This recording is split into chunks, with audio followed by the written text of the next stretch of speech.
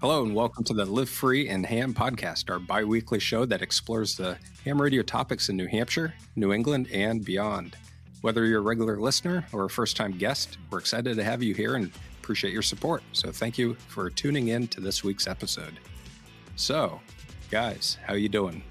I'd like to introduce my cohorts here. So my name's Ryan, W1SNH, and I'm joined here with Eric, N1JUR. And Todd, W1STJ. Excellent. How you guys doing this week? What's going on in your ham radio world?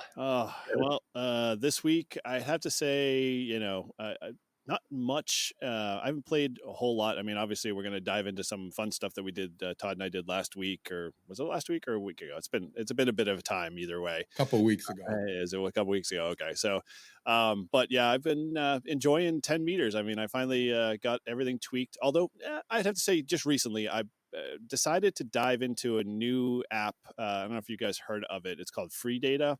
It's a new ham radio app that's sort of like a combination of JSA call, a little bit of Arden in terms of file transfer stuff, and it all runs on HF in kind of the digital portion of the bands. I'm still tweaking it to try to get it to work because it runs off of Ham Lib and a few other things, and so I probably could have done it fine with my original like radio DX10, but now that I got all the flex, I've got to remember setting up, virtual ports and all of that things to make it all work together, and still struggling with it. But the only reason why I'm kind of playing around with it is K5YVY did a video on it a long time ago, and I haven't seen much traction on it. But I wanted to fire it up and try it since I kind of installed it, but then forgot about it. So I've been playing with that. I'm hopeful that I'll get it working. And, when I do, maybe I'll, share a little bit more on it and, maybe, we'll make some contacts on it. I don't know how many people are using it or what the subscriber base is on it or, who's out there, but that's what I've been playing with so far. And, FD8's been just up and running on one of my other screens all day and, making contacts into, where was the last one I picked up? Africa and it was coast of Africa, I think it was. If I look at, I can't look at my log right now. It's too far away. And, just, simple stuff, just kind of, as I come by my shack and play something, but that's what I've been up to. Cool.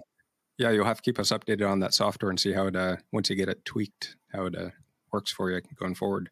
Definitely will. So, nice. Todd, how about you? What's new? Nothing much. Just doing a little bit of ham radio stuff. I'm going down the end of the month down to Mississippi for one last time. And the plan is I'm going to try to do, not a park, I'm going to try to get Mississippi maybe, but I'm trying to go over to Louisiana, knock off a park there. And then if I have enough time, head up to Arkansas, knock off a park there, and then come back and hit the park near the airport in Mississippi, try to do 3 parks in a day. It's going to be tough. I don't get into Mississippi until 10:30.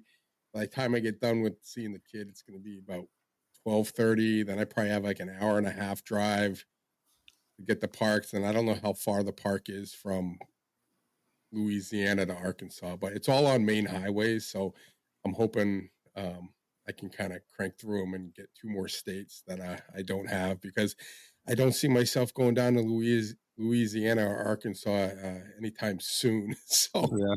Do you have the flexibility? Advantage. Do you have the flexibility to extend your work day one day? No, because I'm going down Friday the 30th, and then I'm going to go see him again on the 1st, because they require us to see him in a calendar month. So I asked my boss, and he's going to be turning 21, so this is our last time in December. So I said, well, why don't I just get it out of the way, and then we'll get it done the first of the December 1st. So yeah, it's going to be tough. I mean, worst case scenario is if I can get Arkansas and Louisiana and it gets too dark and I want to do that Mississippi, I could get up early and do it. I think my flight leaves at like 2 in the afternoon. You got some time. If I get up at like 6 or 7, get out to that park and, activate it, and then go see them and then hop on the plane. So we'll see. It should be fun. But I was worried when I first looked at the weather. It looked like it was going to rain. I was like, you got to be kidding me. I'm like, the one day I'm going to be down there, it's going to be pouring down rain, but it looks like it's been pushed out a day. So I should be getting lucky. Awesome. So Well, be on the fingers lookout crossed. for me in Yeah. Louisiana and Arkansas. That'll be cool. So Okay. excellent. How about you, Ryan? What's going on? What's up with your ham? Well, so I've been actually working on a lot of hardware stuff this past week. So first big task was to just double check all the bolts and everything on the tower, make sure those are all tightened up. And so had one of the guys who helped install the tower come over with me, and we up the tower. The Yaesu 2800 rotator has 4 bolts on the bottom, and I was a little concerned they might have loosened up a little bit. So I had found a company that specializes in cross-drilled bolt heads. So I've got some 10 millimeter by 16 length 125 bolts that had the hole drilled through the top of them, and we got those installed, and we safety wired them. So in the aviation world, you use stainless steel wire, and you do a pattern on it to help tighten the bolts so that if they start to loosen up, the safety wire will keep them from backing out. And so we use that method, and I'm very confident going through the wintertime that all the bolts will stay very secure. Mm-hmm. So that was good. And then just been plugging away at getting the hardware set up for the new Flex. So got a new switch that's going to be mounted in the rack. DC power switch. So I got some remote connectivity for that. And, just sizing up coax cables and everything else. So it's been fun. Have not had a chance too much to play radio, but that'll come in due time. So when you went up on the tower to actually take the existing bolts out, did you find that they were loose or they were pretty tight? Actually, they were tight only because, so when it was originally installed, rookie mistake, I didn't drill the pattern as precise as I should have. And so there was some slop in there. Mm-hmm. And probably about 2 weeks after the tower was first installed, the bolts actually all came out. Oh. Yep. So it's just sitting there by gravity on the top of the shelf. Oh, boy. So I went up there with some nylon washers that were the diameter I needed for the bolt to fill in the extra gap in the hole. Yeah. That combined with the crush washer got wedged up in there. So this time they were in there pretty secure. So what we did was we raised the whole antenna up, took the mast off the rotator, and re-drilled the holes. Wow. Now, did he just guy it, or did he go up there with you to do all the work to get all the bolts in and out? Yeah, no, he did the heavy lifting. He had the hoist and everything. So we lifted the mast up probably a foot, and it just kind of, it was interesting because when you put it up, the beam, you balance it so that it's front, fore and aft, it's balanced on the mast. Yeah. So even when it was off the rotator and it's kind of cockeyed on the top of the tower at an angle, it was just kind of free swinging in the wind, and I was watching it spin around. And so once we got it all attached, we had to, realign it, and I don't know if this is a right or wrong, but I decided to align it with true north versus magnetic north. Oh, okay. So what's the pros and cons of that? Well, we got variation, and the magnetic north, which is somewhere in north central Canada, is it's actually moving pretty rapidly the past couple of years. So it's continually moving, and your reference point would be off. So instead of magnetic north, I did it to true north, up where Santa Claus lives at the North Pole. And and so there's our young audience. That's right. There's a setting in the Apple iOS where you can switch between true or magnetic. Okay. So I just made sure I put it on true, lined up the beam with that, and then so whenever I turn the rotator, I just think true north. Now, does your software able to compensate for that, or are they just all degrees? It doesn't really matter. Well, you're going to a fixed location on the Earth, so it's going to be the same on a conical projection chart, with a 3D globe. It's going to be just a fixed location. So true north works. Yeah, cool. Well, you don't have to worry about drift with the Flex, so you'd definitely be dead on no matter what. Actually, so my that's another thing that came in the mail was let's see, what were the two ends? I don't remember. It was a BNC to a RCA connection, so I could get the GPS DO. Oh, right, yeah, reference with the oscillator connected to the Flex, and so plugged it in. grabbed a signal right away and got that little green check mark. So it's great. Yeah, nice. How do you do any of the calculations that they usually do just to see how close you were off? Or no, I haven't, but maybe I'll go back. It's a little crazy. I know one of our other buddies did it. I was like, that's reference is really like minuscule, but sure, I guess if you want to be, really, really accurate as best as you possibly can. Yep. Yeah. So yeah, that's been the latest this past week, and we'll just keep plugging away at the shack here. So always something to do. And the big adventure to dive into coming up very soon will be Node-RED. So yeah, and I know you guys need to jump on that bandwagon too.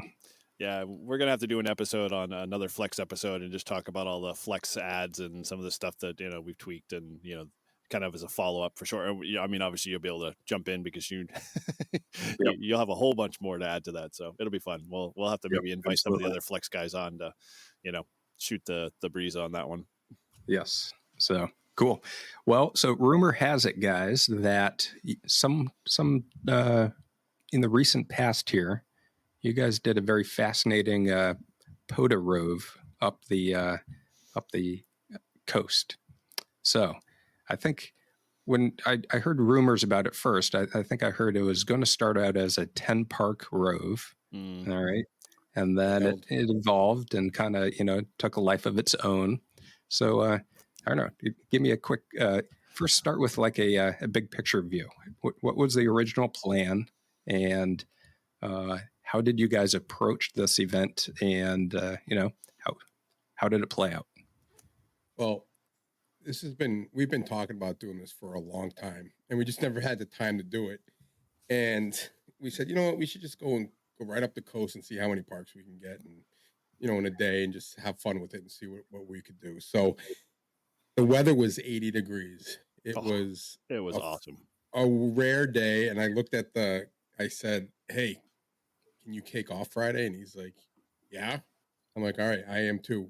We're doing it. This is the day we're doing it. This is the last day we can't get it. Was this the night before that you planned it? No, it was probably maybe like a day or two before. We started talking about it, but we weren't sure. The weather was kind of messed up. And I'm like, if it's nice, I'm taking it. I'm like, if you're not coming, I'm going to do it. I'm going out. I'm going to hit the coast and just go up the thing. So he wasn't sure what was going on with his schedule. It all worked out. We get there, we start down in Mass, and we worked our way all the way up to Maine, and it was like phenomenal.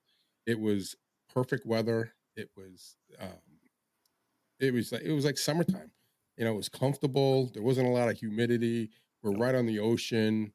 I thought I saw a seal, but it was actually a guy bobbing in the water in October. I'm like, is that a seal? I'm like, oh no, that's a guy. We did see a seal though. But yeah, it was just awesome. It was just a perfect day. And the bands were like with us. Like we did 10 meters up for the first 5 parts, and it was crazy. And then we ended on 20, the last 2. And it was a great experience. And I got an award for it. I got the Warthog Award. Yeah. I didn't even know there was an award for it.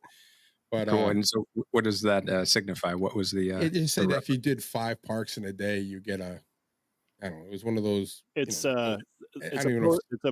Before the Parks on the Air did roves in general for awards. They did radars, and when they started realizing that radars were too difficult because it didn't align with the get 10 contacts to complete a park, a radar does 5 contacts and you move on to the next spot.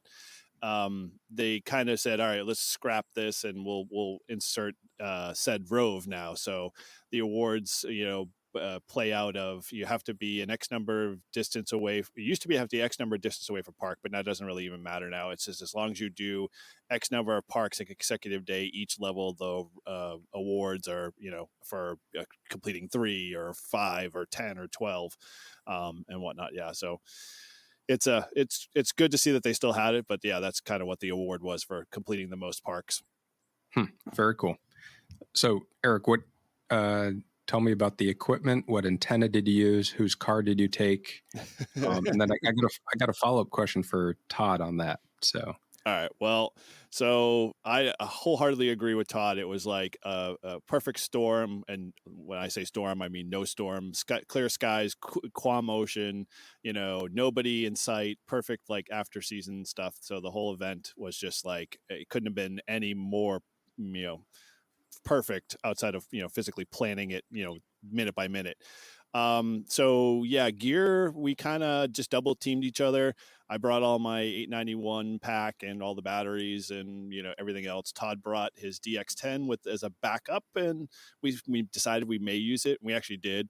And his 891 and his Buddy Pole Pro, and so he had a pretty well-oiled setup. Mine was the same way. I had my Wilfer recoil as a backup with me, but I was kind of managing all of the recording gear, and he had all of the equipment gear, and so from a standpoint of radios, it was full QRO, 100 watts, all sideband, and we had just basically backup batteries to each other. So as his 20 amp hour battery started to wane, I'd flip over to mine, and vice versa. So we never really ever had any power issues or any difficulty in that area.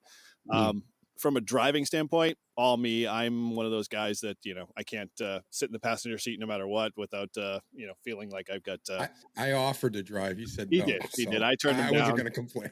I'm like, all right, well, you want to drive. I don't. So But yeah, and yeah, go ahead. no, it was we were like a well-oiled machine. Like the first park, once we got it set up and stuff, we didn't even have to talk. We'd pull in, I'd set up the antenna, he'd get the radios and the video equipment going. We basically finished around the same time.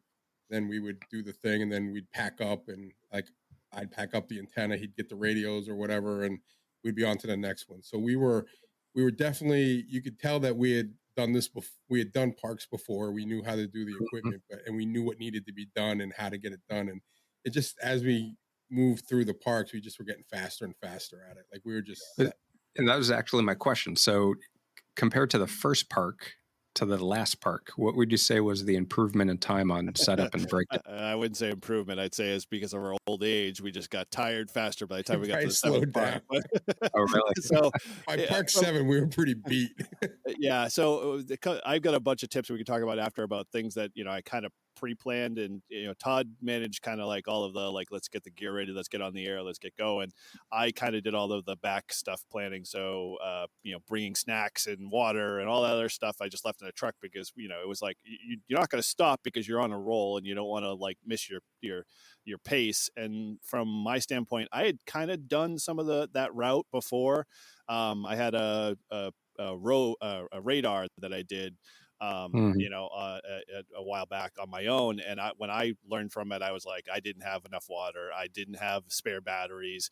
I spent too much time at certain parks. So I really kind of kept us on clock. So like first park was like promptly 8:15, we were on the air. 8:30, we were, up to 10 contacts, wrapping up at 8:45, pack it all up, off to the next park, and, kind of kept that pace because the way the course, and if I had a map, I should have posted one up, but it was pretty much the parks were a good, 10 minutes away from each other. So we could easily get through off to the next park, and setup time was great because everybody was at the beach.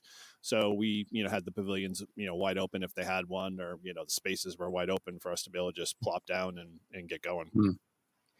And were you operating at any of the parks from the parking lot? Did you walk into the park area? What was kind of the layout there? So, depending on where we were. So the first park we walked out to the beach, and we were up against the, on the water, on the sand. And we had a little fold up table, and just our fold up chairs. So that was part of the way. And then if the park had picnic benches, then we'd use them and leave the chairs and the table in the truck. And we kind of went like that, depending. And then we were at one of the parks, or was it two of the parks? We did it out of the parking lot, out of the back of his truck. That's when we used the DX10. Oh yeah, that was Constitution and the Ordinoid Point, because we literally pulled in the parking lot. Yeah. So we just were like, we just used the tailgate of the truck. Yeah. Drop the tailgate down and set up right there, and that was our three options really. So we were prepared for either any situation. We were, whether there was a place to sit or not, we had options. So Yeah. I mean, we packed pretty much, I think, our usual accoutrement of like chairs and, obviously you had that great table when we needed it. I mean, I think the only time we ever really used the DX10 was when we were operating out of the back of the truck, because it was just, drop it out of the back of the cab and put it out, and, we're off to the races. And that, I think we had very good luck with that DX10 when we operated both those times off the tailgate. I mean, we could have sat at both of those parks, and I think banged out way more than the 15 or 16 contacts that we kind of just held ourselves for a little bit on, because it was just so good. And Constitution, and we'll circle back on it, but Constitution also apparently is in Islands on the Air. Oh yeah.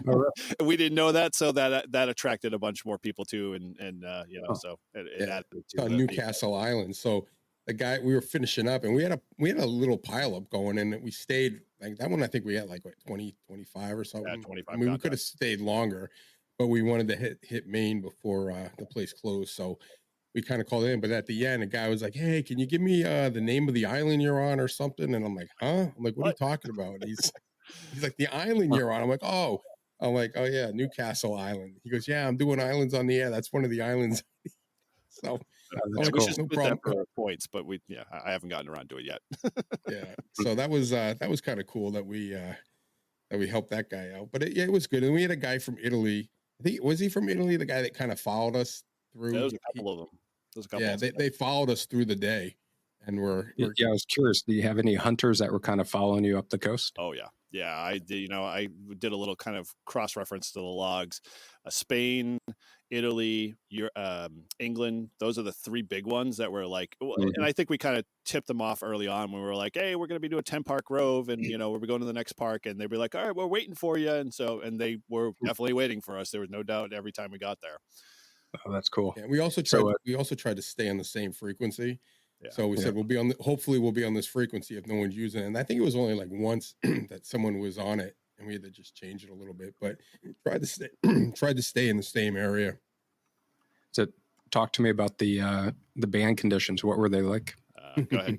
This is your baby. Yeah, they were awesome. So the last park that I had done with my antenna, I did on 10 meters, and that was up in Vermont. It was my twofer, and actually it should have been a threefer, because I found out there's a park that from Izzo that ranges all of New England, but I didn't know at the time.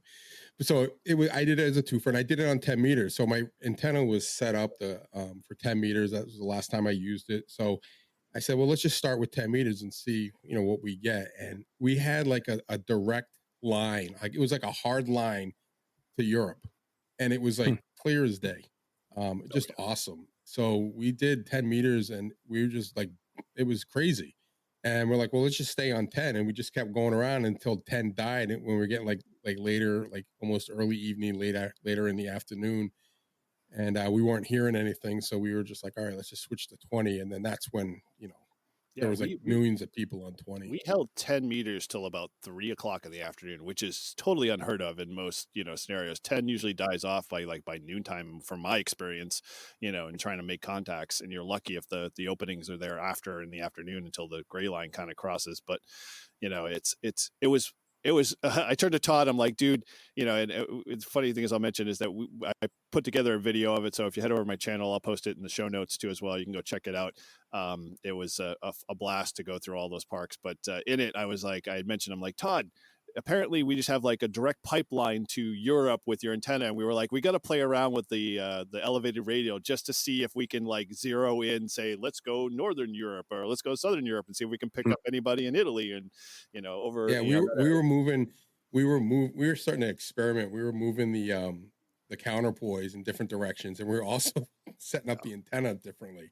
So on the antenna, you can move the coil. You could have it at the bottom. You could put it in the middle, depending on how you configure it. And I'm like, I didn't even thought of it. I just put it together, and it didn't make a difference. So whichever way the coil was, it didn't matter.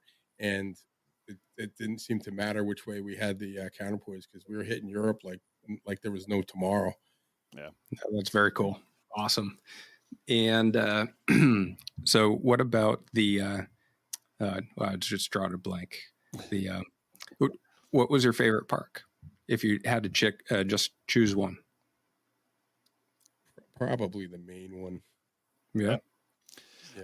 Yeah, that's my baby. That's one of my favorites. I usually activate Fort McCleary like anytime I'm up in Maine, just because the views are just to die It's for.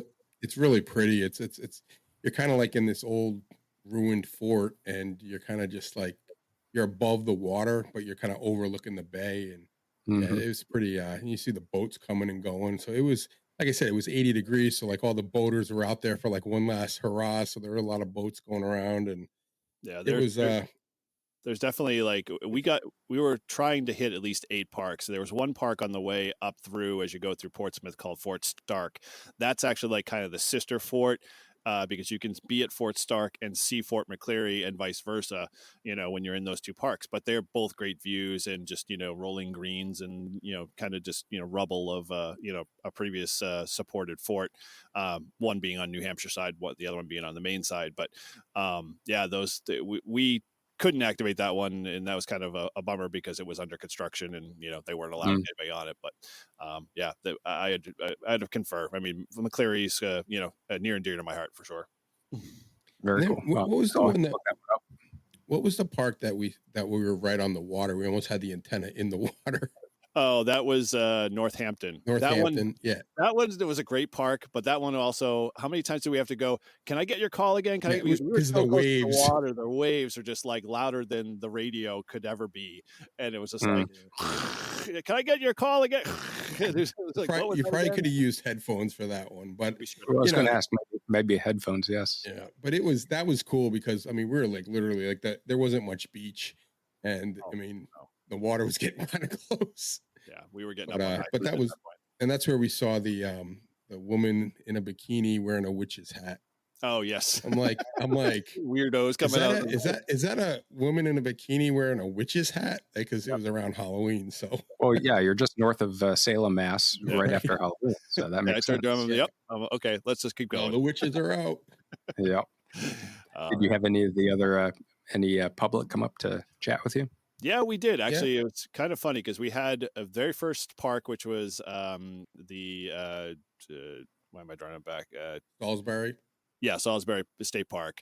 That one, we were literally setting up and getting the radios, and a guy walked up and he's like, "Hey, you guys ham radio operators?" And we're like, "Yeah." And he's like, "What's going on?" And we started explaining. And then come to find out, he's got his own YouTube channel. He's I should dig it up, but he's a great tinkerer. He's like kind of one of those guys that likes to take things and repurpose them from an electronic standpoint. So he's got on his channel. He wanted to take an old Mercedes-Benz diesel and turn it into an electric car by allowing the motor turn the generator, and he just he repurposes a lot of stuff. He's kind of like one of those junk guys that likes to do that type of stuff, tinkering. But he's like, yeah, I used to do ham radio and on. So he was kind of one of those guys. And then we had a few other people that were interested but just didn't make anything. And then we had that last guy at Northampton come up to us and was like, "Oh yeah, I have a buddy who, he's got a bunch of telephone poles," and started to describe his whole entire antenna field and where he was. And he was pretty cordial to kind of talk to, and definitely liked to see what we were doing, and was a little curious. That's very cool. Then at Fort McCleary, we had a guy come up and he was just wearing shorts and a t-shirt, kind of looked like a beach bum, and found out he was the park ranger. He was basically coming over, and I thought he was going to ask us what we were doing. He's like, "You guys got to get out of here. I want to leave." Yeah. So that was around, what was that? It was around 5 o'clock. 5 o'clock, 5:30, or so. They were closing the park. So he's like, "Yeah, you're parked inside the park. So if you want to move your car outside, you can stay here. But you just, I'm like, we're wrapping up." And at that point, I think we were starting to lose gas, in any steam that we had. Yeah, that was cool. It was a long day, but it was a great POTA day. I mean, it was just a lot of fun, and we had perfect weather, and it wasn't crowded. Like if we had done that in the summer, we would have never gotten that far because normally you'd deal with the crowds. It didn't cost us anything to go into any of these parks. They're all like, there's no out of season. Season, so that would have cost us some money if we were paying for each park. So it was really nice. It was cool.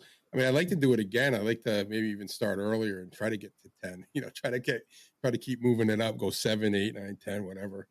Yeah, absolutely. So that same day that you guys were doing the Park Rove, I was at work and I was in the corporate aircraft. We forgot about this. Yes. So we had a reposition between Belfast up to Stockholm.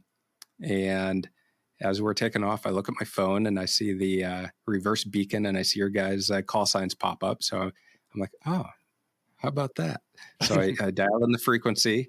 And at first, the first, I don't know, 5-10 minutes, I must have been in the skip zone or something because I could just barely hear you. So I'm just kind of monitoring. And then I threw my call sign out. You guys heard me, but there was a lot of noise and I couldn't hear you and I got busy.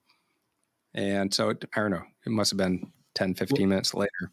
That was yeah, so we were getting ready to start the descent and land, and you guys were coming in like 5.9 plus 30. There was no meter on the radio in the airplane, but it was crystal clear. Like we were standing right here on with headphones, and I threw the call sign out. But then I just started getting real busy, and I couldn't chat. I didn't have time to chat.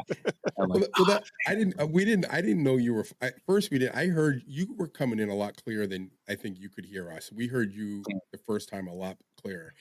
And I didn't really put it together that you were flying.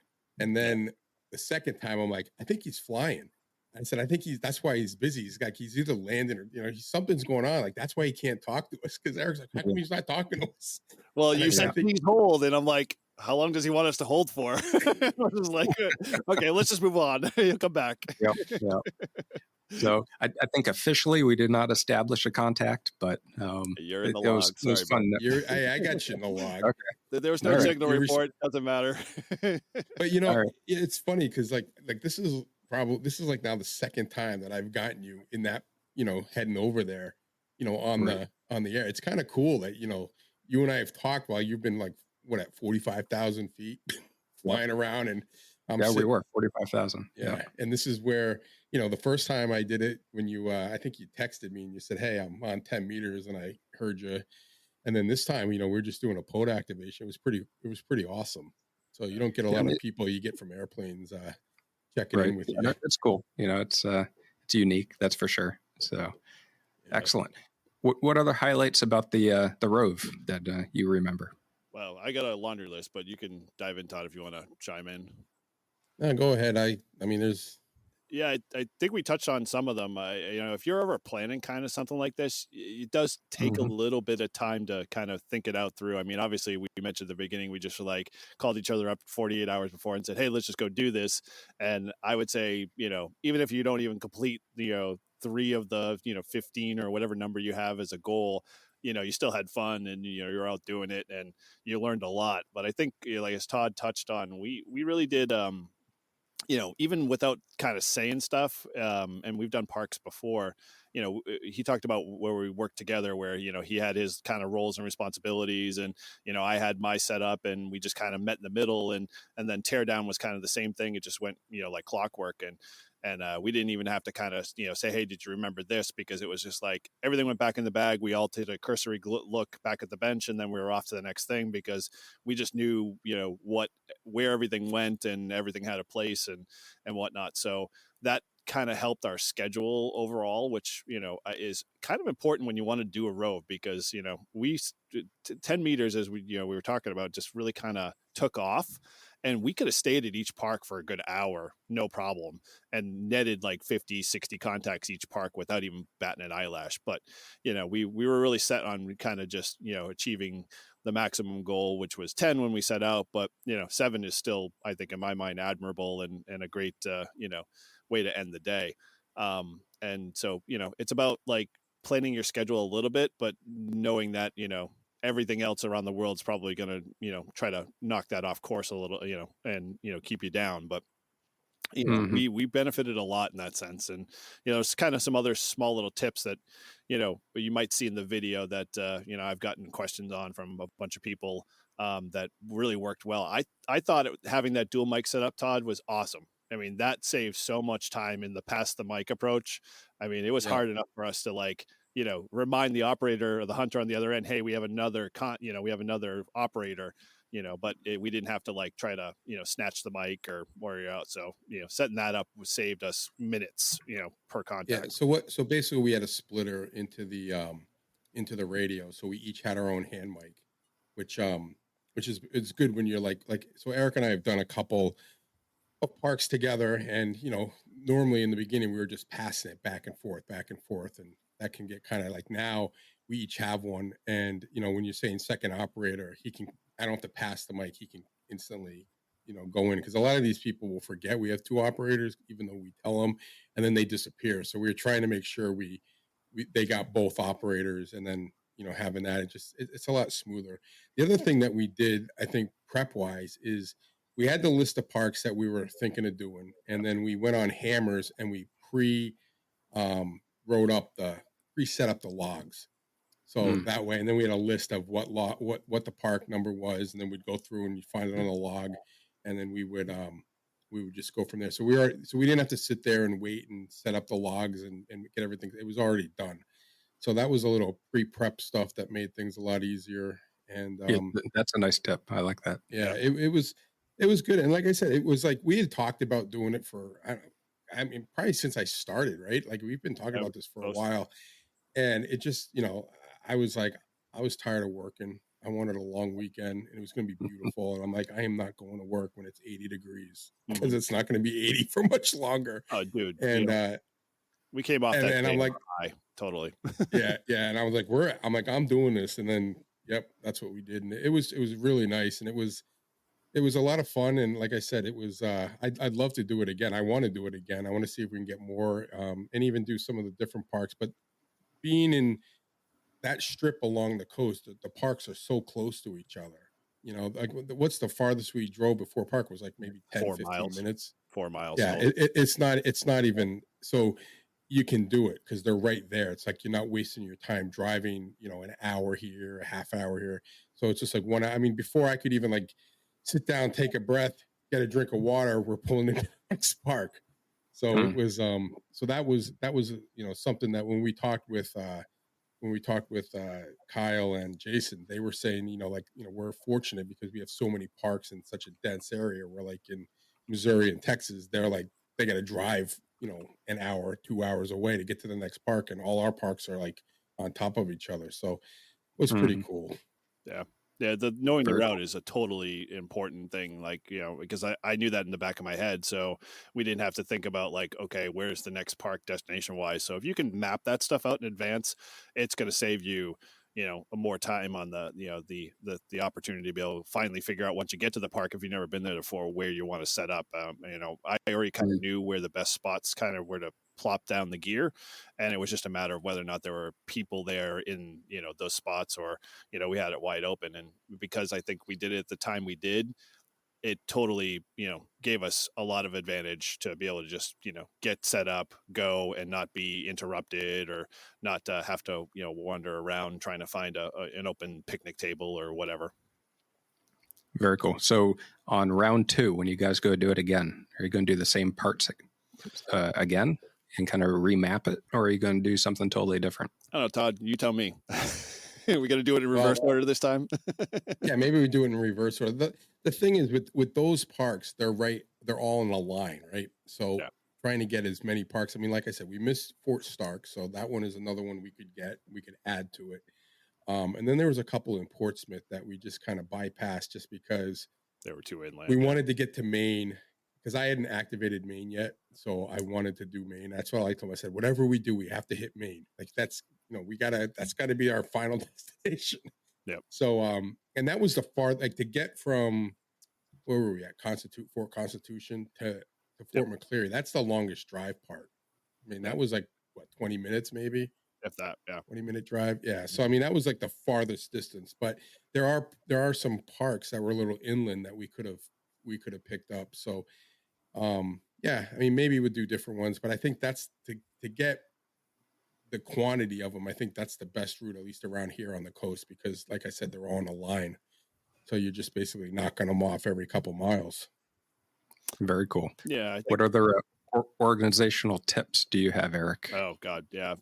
Well, things that didn't go well that I should have remembered just because I'm getting older. I didn't pack sunscreen, and by the time I think I was done, I was like pretty red lobstered. I had a sunburn, but it wasn't anything that I wasn't expecting because we were totally out there. But the only other thing that I missed is we got lucky where a couple of the parks still had open restroom facilities, but when you're busting butt between beach locations and stuff. And especially if it's after season, a lot of that stuff is already closed. So you got to kind of, map out, okay, where's going to be the quick bathroom breaks, that type of stuff. Because, you're going to get to the last park and you're going to be like, oh my gosh, I can't do 10 contacts. I go find Mother Nature or something. But, it's a little bit insane there. And so, that was the only thing I learned there. And then just knowing, like we said, when you park at these parks, know when they close. So if you get late, you can still kind of stay and, make your quota if you can't get to it. Okay. Very cool. So it looks fascinating. Hopefully schedules align and I can join in on this adventure. That would be fun. Yeah. I think three activators I have not yet done a park where I've had 3 activators, unless it's like been a meetup or something like that. But even then, 3 activators all at one. Yeah, that would be a challenge for sure. I'd love to try that one. What I was thinking when we were doing it was having like 2 teams, one starting in Mass, one starting in Maine, and crisscross, come down, come up, see which park we end up meeting in together and going that way. But yeah, I mean, it was fun. I mean, I think it's just a good time and just hanging out. It's like, if you like doing parks on the air, and the gear, the 891 is such a good POTA radio. It really is. It does its job. It's so easy. It's compact. You get 100 watts out of it, and then the antenna. Once you learn your antenna and how to set it up, and you've done it enough times, you're not even thinking about it, right? Like, I think when we went to 20 meters, I even knew, like, oh yeah, it's the blue one, it's the blue mark, and it's 13 down. Right. But knowing your antenna, knowing your gear, and knowing how to set it up and all that stuff helps, because it shortens the time, because you're basically a race against time. And we would have never, if the bands weren't as good, we would have never even probably gotten 7. But because the bands were so well, and we were getting so much on 10 meters, it was just, I mean, we just kind of cruised through it. It was so, I mean, we did, like, weren't we like at one park, you're like, I can't, like, we've only been doing this like 45 minutes. We're already done with our second park. We were doing, it was crazy. Plenty of time. This is going to be a walk in the park, no problem. And they're like, yeah, we're going to get bitten in the butt somewhere along the line. And we didn't, thank God, knock on wood. But yeah, there were those moments of like, okay, we're just shaving time off here a little bit. And I think the 10 meters was actually a godsend, because 20 meters was like, there were so many people on 20. I mean, it was like, as soon as they heard you, it was like a pile up, right? So it's hard to leave a pile up, at least for me. Oh, sure, absolutely. But with the 10 meters, we were able to get the 10, 15, and then it would kind of slow down a little bit, and then it gave us an easy way to get out of there. When we got to the 20 meters, like I think at Fort Constitution, we were there for a while just because we just kept getting, and finally we had to say, all right, we got to go. We have to go to the next park, even though we had a ton of people that we could have sat there and worked. Yeah, so I think that made it easier too. I think we had the 10 meters was definitely great. You had mentioned, obviously, where we were stuck to one frequency. That was, I think, our blessing in disguise there, because how unlucky, especially if you try on 20 meters, to keep the same frequency if you're doing a multi-rove. Do you think you're going to get that same frequency when you get to the next park? Probably highly unlikely. So, it made it really easy for the hunters just to like sit there, camp out, and wait like half an hour or whatever the time frame was, and boom, they were back on top of us, and they were like, "Yep, we worked again, no problem," and off to the the next one. So they were very much lockstep with us the whole entire way, and we were telling them, our next park is 20 minutes away. Give us a half an hour, we should be back on, and we're going to try to keep around this frequency and stuff. And they hung out with us like the whole day. So. Yeah. That was great. Well, that's very cool. I mean, the continual practice of doing it over and over, that's how you get better, the repetition. So I'm sure the second rove here will be that much better. And a little bit more challenging, I'm sure, especially if we bring on more and we try to do something a little bit. I'd like to throw the a monkey wrench system and say one team should be QRP only. Just to see who does that and see how it pans out, and see who makes it quicker, because that would be a very interesting heads up, kind of challenge to see. Or a different mode. Yeah, totally. That was, I brought my FT8 stuff, but I knew like once 10 meters started getting hot for us, I was not going to crack out the computer and waste time, because we were just given, like, they were just like pouring and handing contacts to us. It was just like, why mess things up? It's too good. Very cool. Well, I love the idea, and we'll have to kind of look at a map and throw some pins on some locations in addition to the route you guys chose. Yeah. So I'm sure I'm sure we could probably do like South Shore, along going down through Plymouth. Sure, there's a ton of parks that way too. Been Oh, yeah. down there a little bit. They are a little bit more spaced out, so we'd Right. have to be a little bit more careful with planning and strategy. But yeah, it could be done, especially like if you play down like the inside of the Cape. Like I would love to start the Cape run, like start right over the Bourne Bridge, start at that very first park, and wrap all the way out to the very far point, because you can literally hit a park everywhere down Route 6, and you're just traveling the length of Route 6. And I can't remember how many parks total it would be, but by the time you get to the very last park, which is out on the Race Point, that's like a big grid square for everybody. So that would be the best of the best, because no matter what time you got there, whether it be late shift or not, people will be like, I gotta work that park, because it's not, What is that? FN 53? Is that it? yeah, I'd have to Yeah, pull I it up think on the so. POTA Yeah. page. How many parks are on Cape Cod? Um, You know, I will that pull could be another thing. We could just work Cape Cod, the whole Yeah. Oh, the sure. whole Cape. There it is. While you're talking, quick. You'd have a continually good ground plane right next to the ocean there. Oh, total. Yeah, mean, I love the ocean. That's like, it's so awesome. Did you have any issues with sand getting in the gear? A little bit, not much. I mean, it was more, if I picked something up and put it over, but we blew it off. I guess if I was going to do it again, I'd maybe brought like maybe one of those air cans, that Mhm. spray air just to get it, but it wasn't too bad. And we weren't always I think there's like one, two, or like three that we were actually like on the beach, like in the Right. sand. Okay. The other ones we were on picnic tables, or we were on the grass, or the back of his truck. So yeah, it wasn't too bad. So Very cool. the Cape run, if we count the two right before you cross over the bridge into official Cape, that'd be a total of 10 parks. There's a big gap from Sandwich to the Mashpee side, but that could definitely be The Cape Cod Rail Trail is like the whole. You can go anywhere. It's Yeah. huge. Mhm. Oh, true. That's right. So Yeah, you could always play that. you could hop. You could, in the gap. You could hit the rail. Figure out where to do the rail trail. Yeah. But yeah, However, the big wild card on the Cape, as everyone knows, is traffic. Yeah. but not if you do it in October. Yeah, but I mean, why wait till October? Yeah. Well, we sure. could do it in April or May. It's a consideration. You got to think of the traffic. It can get really gridlocked down there. Oh yeah, especially trying to get in or out. But yeah, Yes. that's definitely one of those things that I would try. I mean, the last one on the destination list would be the National Seashore one, which is pretty much kind of the Race Point area, because that National Seashore wraps all the way down into Provincetown. So that's one where you could either activate before you get into Truro, that area, or you could just drive all the way down to Provincetown and activate down on those edge of those beaches and really get the grid square, like you said, Ryan. Cool. Very cool. Nice. So, your top three, not even top three, maybe your top favorite thing of the day of that event.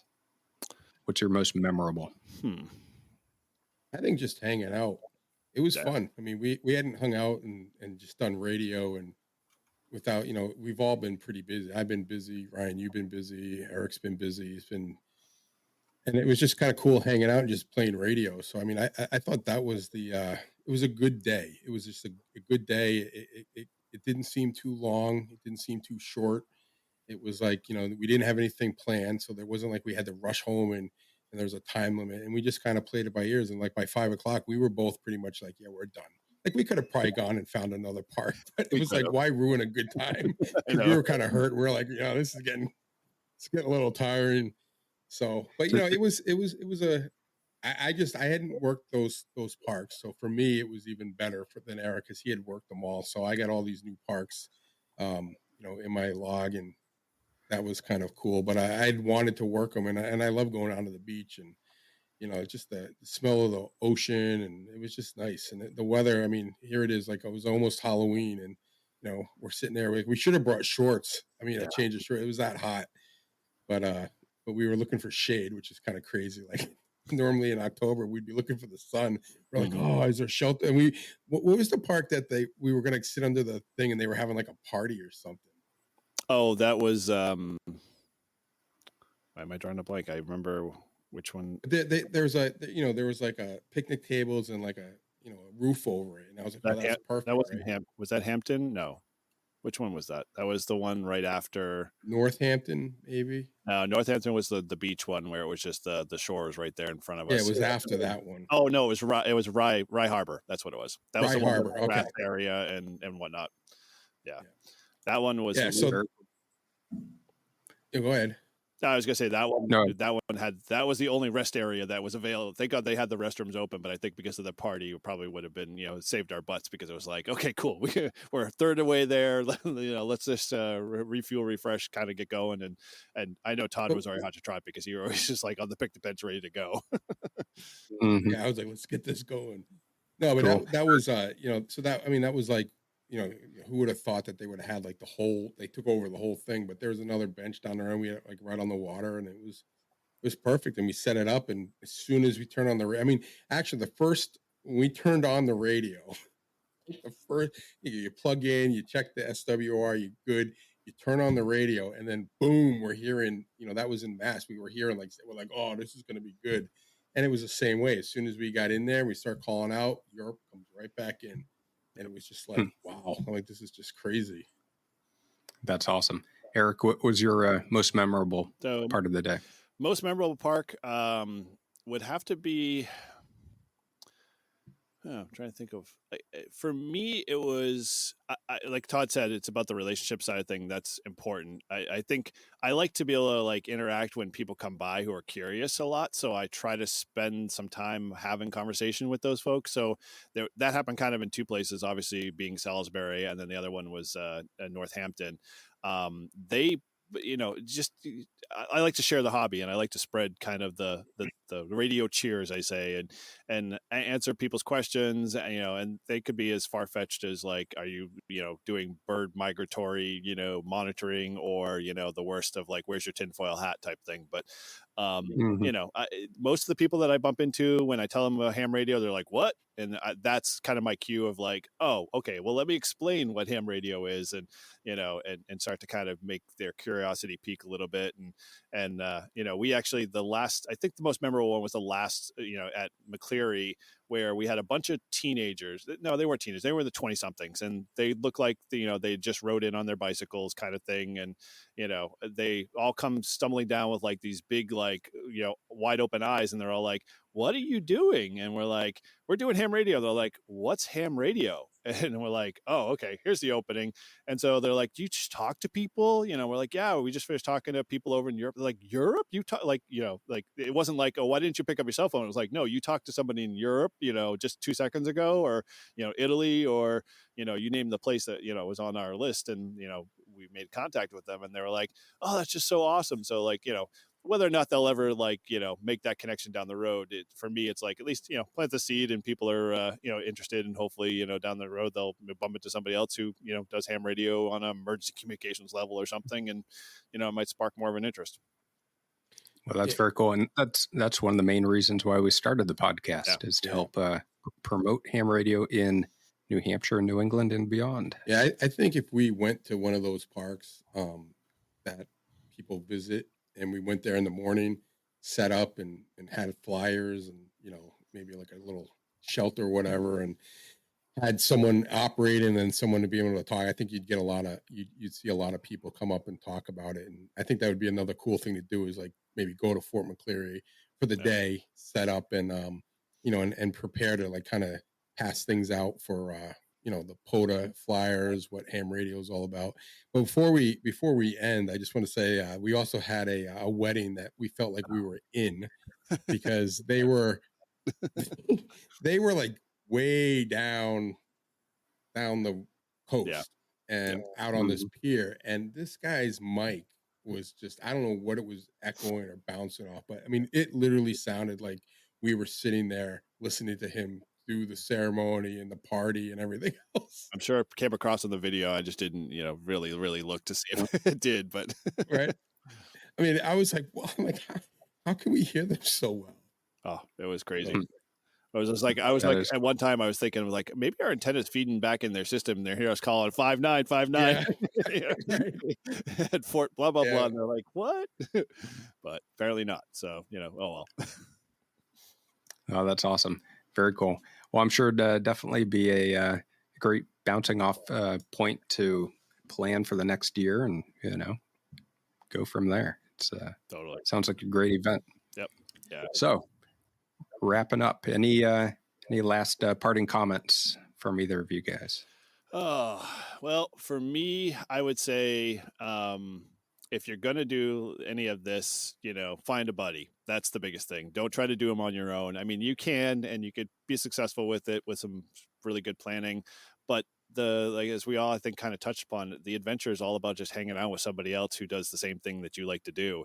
And, you're doing it together, and you're just like, dude, it just makes that so much sweeter. I think, as I said, Todd and I probably came off that with like a big high, and we're like, okay, when's the next one? What other radio stuff do we want to do? Like, come on, there's got to have more. It's like, I get in the truck and it's like, I got to turn on the 2-meter radio and talk to more people and tell them how much I love doing radio. And, so you kind of just come off this, total experience. And, I love the fact that we could crack out our DX10. That I think was my, I was like, I forgot how much I love that radio.